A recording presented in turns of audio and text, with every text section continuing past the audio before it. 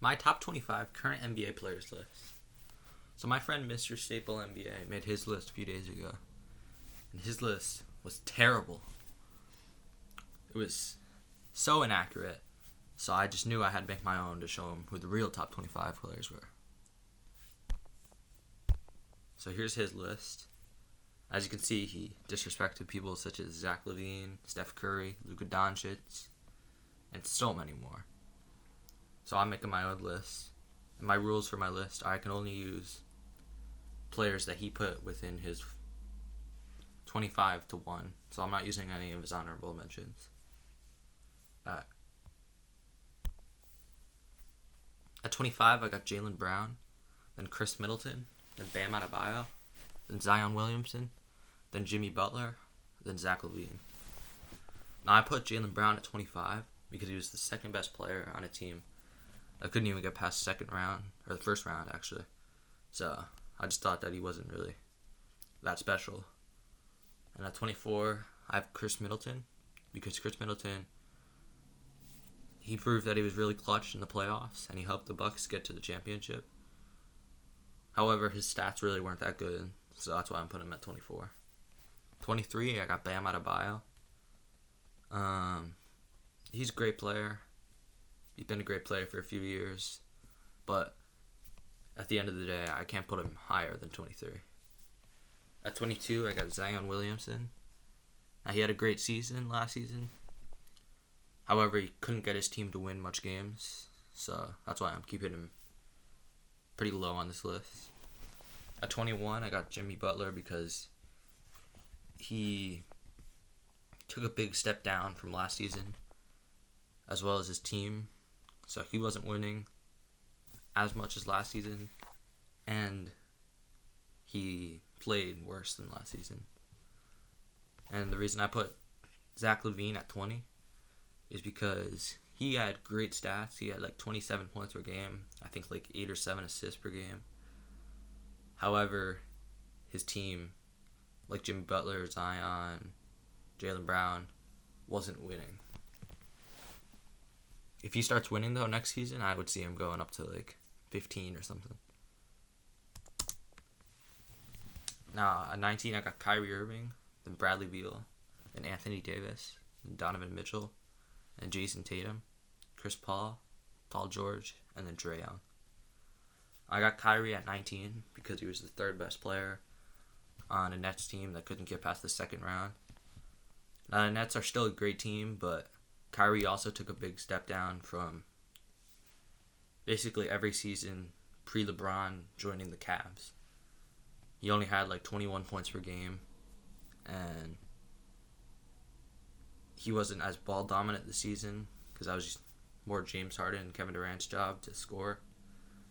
And he was more a third option, which wasn't normal for Kyrie. At 18, I could put Bradley Beal there because, like people like Zach LaVine, he had great stats, but his team wasn't really winning. At 17, I had AD. He had one of his worst seasons as compared to the past for him. However, he's still AD, so you got to put him at 17. At 16, I got Donovan Mitchell. He did a great job leaving the Jazz to a 1 seed, but he did nothing too special, and the 15 players ahead of him are just better. Now I put Jason Tatum at 15 because he's capable of going off for 40, 30, 50 points a game, and not a game, but like he can get games where he gets 50, 40, 30. And he can just put the Celtics on his back, which is what he's been doing for the last few years. 14, I got Chris Paul. He came in and took a Suns team that was a 10 seed, and he put him in the NBA Finals. They missed the playoff for 10 straight years. Then he joins the team, and they make the finals. I don't think I have to say anything more. At 13, I got PG-13, and after coming off of one of his worst seasons in 2020, where he was getting joked about, being called Pandemic P, playoff P, but he came back and he had a great season, and even came up clutch in the playoffs without Kawhi. However, he couldn't get it completely done, and he's 13 for me. At 12, I got Trae Young. He finally was able to make the playoffs, and in his playoff debut, he did amazing. He brought them to the Eastern Conference Finals and only 2 games away from the finals. And Trae Young had a great season, great playoffs. Not much I need to say there. At 11, I have Joel Embiid. He had to carry the Sixers this season. Obviously, through the playoffs, he had got no help from Ben Simmons, so he just had to do all the heavy lifting. But I think he's a bit overrated. People always saying that he could be the MVP. I don't think he's as great as people say. At 10, I got Devin Booker.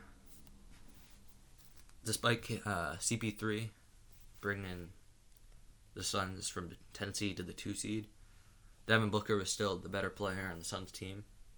He took a big leap from his previous years, and he proved that he can be a championship leader, or a leader on a championship team. At 9, I got James Harden. This is one of his first years since his OKC days that he was not the best player on this team, and his stats kind of suffered from being the second scoring option.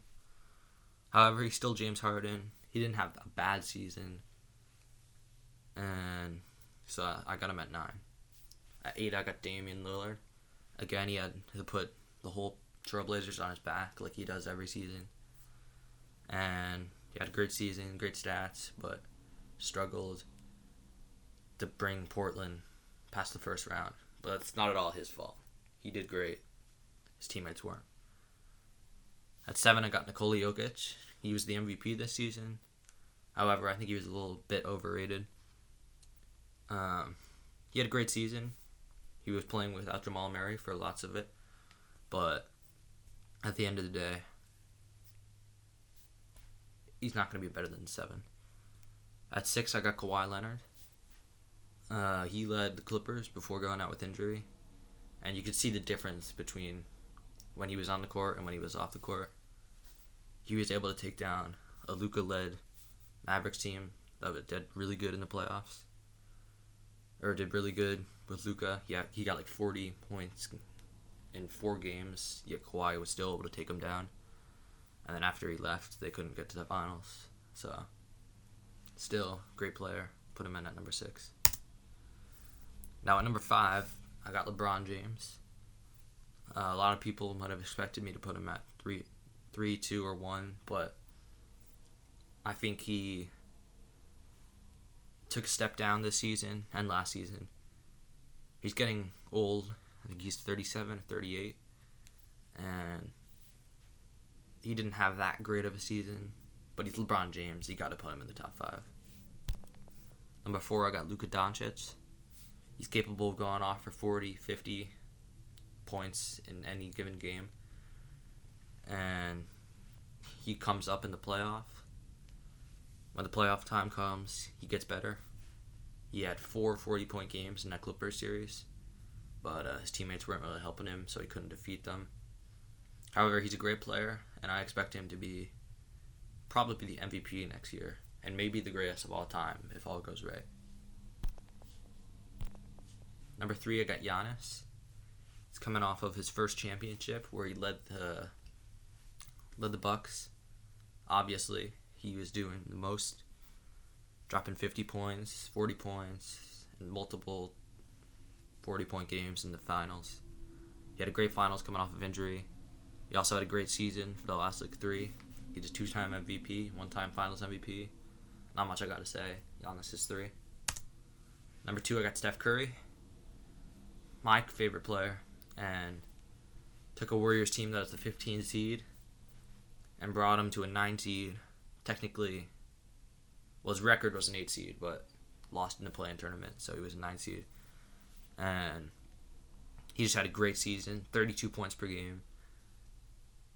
Just put the Warriors on his back. I bet his back was hurting by the end of the season. And it's just a great season, great player. But not enough to be the best player in the NBA. The best player in the NBA is Kevin Durant. He's coming in at my number 1 spot.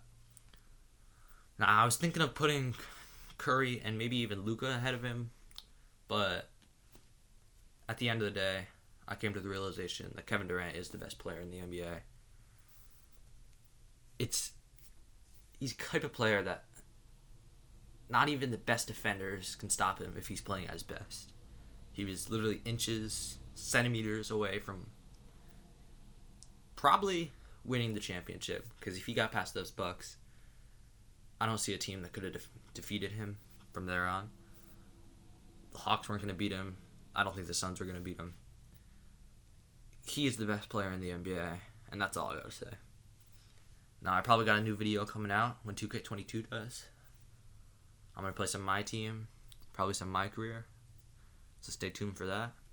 Like and subscribe. Go check out Mr. Staple NBA. Bye.